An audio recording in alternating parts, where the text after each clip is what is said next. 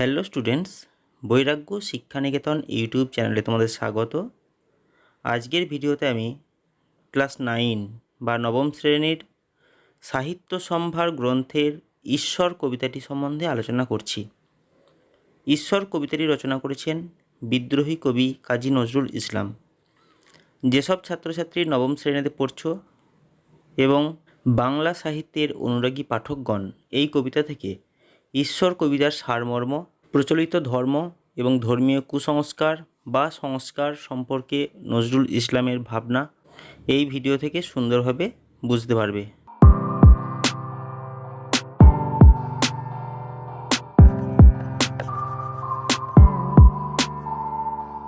দেখো, নজরুল ইসলাম নানা ক্ষেত্রে তার প্রতিবাদ ব্যক্ত করেছেন। তার প্রতিবাদ কখনো ইংরেজদের বিরুদ্ধে, আবার কখনো স্বদেশীয় ধর্মগুরুদের বিরুদ্ধে তিনি প্রতিবাদ জানিয়েছেন।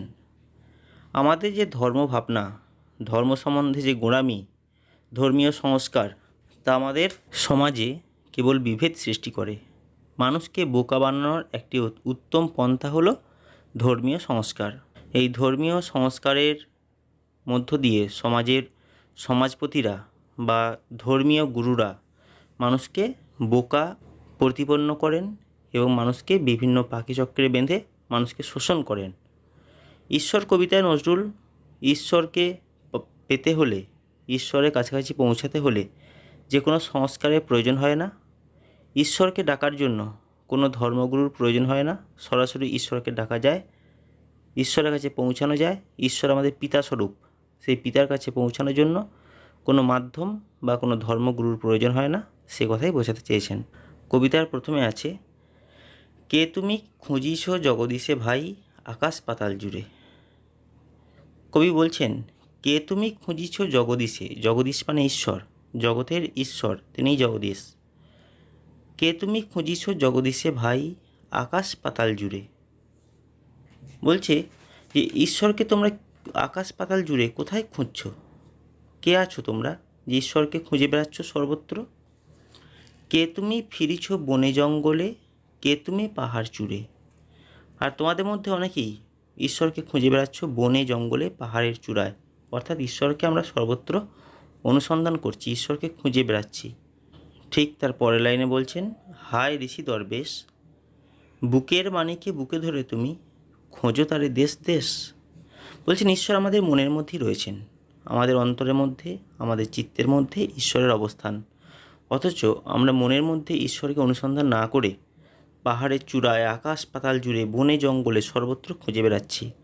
আমরা কেউ ঋষি হচ্ছি, কেউ দরবেশ সাজছি। আসলে ঈশ্বরকে খোঁজার নাম করে আমরা আসলে ঈশ্বরকে ভুলে থাকছি।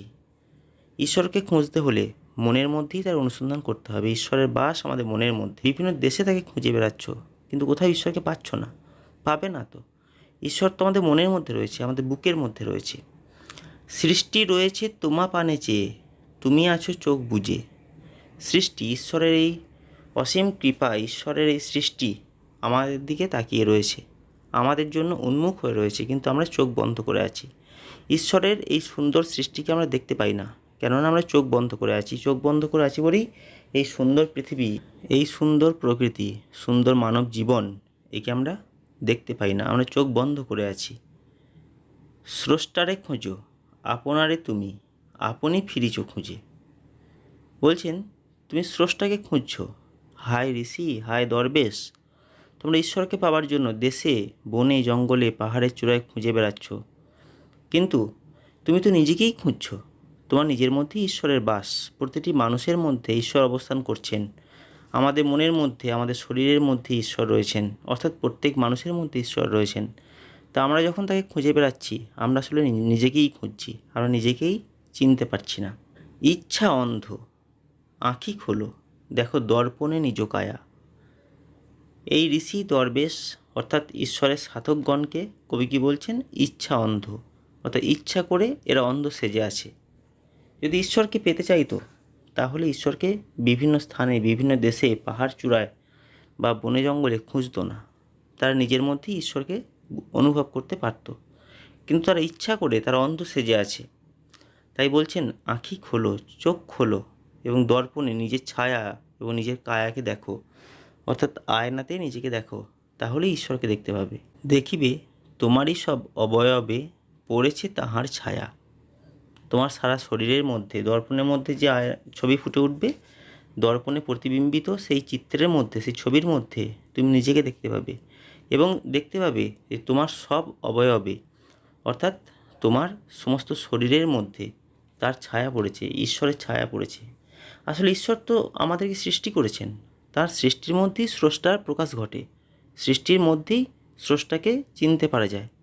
তাই ঈশ্বর যেহেতু আমাদের সৃষ্টি করেছেন, আমরা প্রত্যেকেই ঈশ্বরের সন্তান, তাই ঈশ্বরকে কোথাও খুঁজতে হবে না, ঈশ্বর আমাদের মধ্যেই রয়েছেন। নিজেকে দেখলেই ঈশ্বরকে দর্শন হয়। শিহরি উঠো না, অর্থাৎ চমকে উঠো না। শিহরি মানে শিহরিত হইও না বা চমকে উঠো না। শাস্ত্রবিদেরে করো না কবির ভয়। যারা শাস্ত্রের ব্যাখ্যা দেয়, যারা শাস্ত্র নিয়ে ব্যবসা করে, যারা শাস্ত্রে বুলিয়া ওড়ায়, তাদেরকে ভয় করো না। তোমরা বীর, তাই কখনোই তাদের ভয় করবে না, তাদের কথা সর্বদা মান্য করার প্রয়োজন তোমাদের নেই।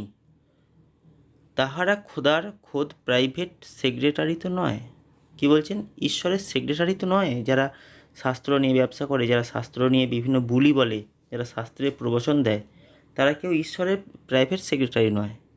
অর্থাৎ ঈশ্বরের কাছে পৌঁছানোর জন্য কোনো মানুষের প্রয়োজন হবে না, কোনো মাধ্যমের প্রয়োজন হবে না। তুমি নিজেই ঈশ্বরের সন্ধান করতে পারবে। তোমার নিজের মধ্যে ঈশ্বর আছে। তোমার মধ্যে যেমন ঈশ্বর আছে, তেমনি প্রতিটি মানুষের মধ্যে ঈশ্বর আছে। ঈশ্বর সর্বত্র রয়েছে, সকলের মধ্যে রয়েছে। তাই তাকে খোঁজার জন্য প্রথমে মানুষকে ভালোবাসতে হবে, নিজেকে ভালোবাসতে হবে এবং সব মানুষকে ভালোবাসতে হবে। মানুষকে ভালোবাসার মধ্য দিয়েই, মানবতার প্রতিষ্ঠার মধ্য দিয়েই ঈশ্বরকে খুঁজে পাওয়া যাবে। পৃথকভাবে ঈশ্বরকে খোঁজার জন্য কোনো শাস্ত্রবিদ বা কোনো শাস্ত্রের জ্ঞানী মানুষ তাকে প্রয়োজন নেই। তিনি কখনোই ঈশ্বরের বা আল্লাহর বা খোদাতালার প্রাইভেট সেক্রেটারি নন। সকলের মাঝে প্রকাশ তাহার, সকলের মাঝে তিনি। আমাদের সবার মধ্যে ঈশ্বরের প্রকাশ রয়েছে, আমার মধ্যে, তোমার মধ্যে, আমাদের সকলের মধ্যে ঈশ্বর রয়েছে। তাই ঈশ্বরকে ভালোবাসতে হলে মানুষকে ভালোবাসতে হবে। মানুষের পরস্পরের মধ্যে ভালোবাসার বন্ধন দৃঢ় হলে তবেই আমরা প্রত্যেকে ঈশ্বরের দর্শন পাব।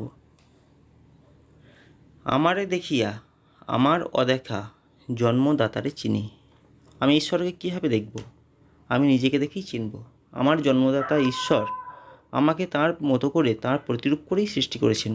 তাই আমার রূপের মধ্য দিয়েই ঈশ্বরের রূপ আমরা দেখতে পাবো। রত্ন লইয়া বেচাকেনা করে বণিক সিন্ধুকুলে, রত্নাকরের খবর তা বলে পুছো না ওদের ভুলে। পুছো না, এটাই হিন্দি শব্দ, এর অর্থ জিজ্ঞাসা করো না। কবি বলছেন যে সিন্ধু বণিক এক দেশ থেকে অন্য দেশে রত্নের ব্যবসা করে, রত্ন নিয়ে সমুদ্রপথে তারা ব্যবসা করে।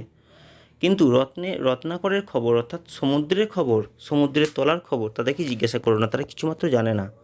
তারা যতই সমুদ্রে ব্যবসা করুক, তারা সমুদ্রের তলা বা রত্নাকরের খবর, রত্নের যে খনি আছে সেই খনির খবর তাদেরকে জিজ্ঞাসা করো না, তারা কিছুমাত্র জানে না।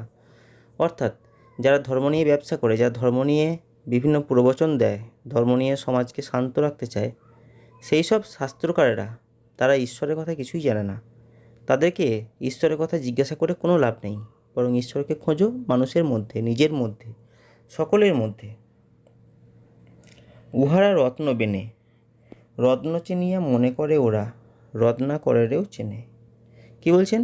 এই ব্যবসায়ীরা, এই বণিকরা দূর সিন্ধু পারে তাদের তরি ভরা পণ্য নিয়ে, রত্ন সামগ্রী নিয়ে ব্যবসা করে। এরা ব্যবসায়ী, এরা মনে করে তারা বোধহয় ঈশ্বরকেই চেনে, কিন্তু তা ভুল কথা। তারা ঈশ্বরকে চেনে না, তারা রত্নাকরের খবর তারা জানে না, রত্নের আকর অর্থাৎ রত্নের খনির সংবাদ তারা জানে না। তারা কেবল রত্ন নিয়ে ব্যবসা করে, তারা ব্যবসায়ী। অর্থাৎ এই যে শাস্ত্রকারেরা শাস্ত্রে বিভিন্নভাবে ঈশ্বরের অনুসন্ধানের কথা বলেছেন, তারা কেউই সঠিক পথের সন্ধান দিতে পারেন না। তারা কেবলমাত্র ব্যবসা করেন, তারা নিজেদের প্রতিপত্তি, নিজেদের প্রতিষ্ঠা তারা করে থাকেন, কিন্তু তারা কখনোই ঈশ্বরের সংবাদ, ঈশ্বর কেমন দেখতে, ঈশ্বরের স্বরূপ কী, সেই সম্বন্ধে আর কিছুই জানেন না। ঈশ্বরের স্বরূপ জানতে হলে মানুষকে ভালোবাসতে হবে। প্রতিটি মানুষের মধ্যে ঈশ্বরের অবস্থান। ঈশ্বর নিজের প্রতিরূপ করে আমাদেরকে তৈরি করেছেন, অর্থাৎ আমরা প্রত্যেকেই ঈশ্বরের হাতের সৃষ্টি এবং আমাদের মধ্যে ঈশ্বর রয়েছেন। ঈশ্বর আমাদেরই মতো দেখতে, আমার মতো, তোমার মতো, আমাদের সকলের মতো দেখতে। তাই আমি যদি আমাকে ভালোবাসতে না পারি, আমি যদি তোমাকে ভালোবাসতে না পারি, আমি যদি সকলকে ভালোবাসতে না পারি, তাহলে আমি ঈশ্বরকে ভালোবাসতে পারবো না।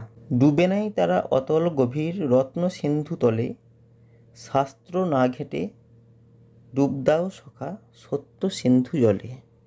যারা ঈশ্বরের কথা বলে, যারা ঈশ্বর নিয়ে ব্যবসা করে কিংবা ঈশ্বরের বিভিন্ন তত্ত্ব বিভিন্ন গ্রন্থে লিপিবদ্ধ করে, তারা কখনোই ঈশ্বরকে দেখেনি।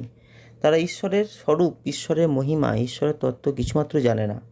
সেটা কি কবি বলছেন যে এইসব রত্নবেনেরা তারা রত্ন সিন্ধু তলে ডুব দেয় নাই, সমুদ্রের তলায় ডুব দিয়ে তারা রত্ন সংগ্রহ করে নাই। তাই তারা রত্নাকরের খবর জানে না, তাই তারা রত্নের খনির সংবাদ তারা জানে না, তাদের জিজ্ঞাসা করে লাভ নেই। কবিতার পরিসমাপ্তিতে কবি আমাদের বলেছেন যে শাস্ত্র না ঘেঁটে ডুব দাও সখা সত্য সিন্ধু জলে। যা সত্য সেখানে ঈশ্বর আছে, তাই সত্য সিন্ধু, সিন্ধু মানে সমুদ্র, সত্যরূপ যে সমুদ্র রয়েছে সেখানে ডুব দাও। তখন দেখবে যে মানবতার মধ্যেই ঈশ্বরত্ব নিহিত আছে, মানুষের মধ্যেই ঈশ্বর রয়েছেন। তাই শাস্ত্র অনুযায়ী ঈশ্বরকে না খুঁজে, শাস্ত্রের কথা বিশ্বাস করে ঈশ্বরকে অনুসন্ধান না করে বরং মানুষকে ভালোবাসো, মানুষের মধ্যেই ঈশ্বর রয়েছে। এভাবে নজরুল ইসলাম ঈশ্বর কবিতায় মানুষকে ভালোবাসার কথা বলেছেন। মানুষের মধ্যে ঈশ্বরত্ব রয়েছে, মানুষের মধ্যে ঈশ্বরের বাস। মানুষকে ভালোবাসার মধ্য দিয়েই আমরা ঈশ্বরের দেখা পাবো, ঈশ্বরের অনুসন্ধান করতে পারবো। আসলে এটি কোনো ঈশ্বর অনুসন্ধানের কবিতা নয়, এটি কোনো ধর্মীয় কবিতা নয়, এটি মানুষকে ভালোবাসার কথা বলা হয়েছে এই কবিতায়। মানুষকে ভালোবাসা ছাড়া, চোখের সামনে যে মানুষকে দেখছি তাকে যদি ভালোবাসতে না পারি, তাহলে পরম করুণাময় ঈশ্বর যাকে আমরা দেখতে পাই না তাকে ভালোবাসবো কী করে? আসলে নজরুল তার প্রতিবাদ শুধুমাত্র ইংরেজদের বিরুদ্ধে নয়, নজরুল তার প্রতিবাদ সমগ্র অন্যায়ের বিরুদ্ধে, অবিচারের বিরুদ্ধে, অসত্যের বিরুদ্ধে তিনি তার প্রতিবাদ জানিয়ে গেছেন। ঈশ্বর কবিতা এভাবেই কবি নজরুল মানবতাকে প্রতিষ্ঠা করতে চেয়েছেন। এই ছিল আজকের আলোচনা, ঈশ্বর কবিতার আলোচনা। কেমন লাগলো নিশ্চয়ই কমেন্ট করে জানিও। ভিডিওটি ভালো লাগলে নিশ্চয়ই একটি লাইক করবে এবং বন্ধুদের মধ্যে শেয়ার করে নেবে, যাতে তারাও এই ভিডিওর আলোচনা দেখতে পায়। যারা আমার চ্যানেলে নতুন, চ্যানেলটিকে এখনও সাবস্ক্রাইব করোনি, তারা অবশ্যই চ্যানেলটিকে সাবস্ক্রাইব করে নাও এবং বেল আইকনটিকে অ্যাক্টিভ করে রাখো। ভিডিওটি শেষ পর্যন্ত দেখলে এই জন্য ধন্যবাদ।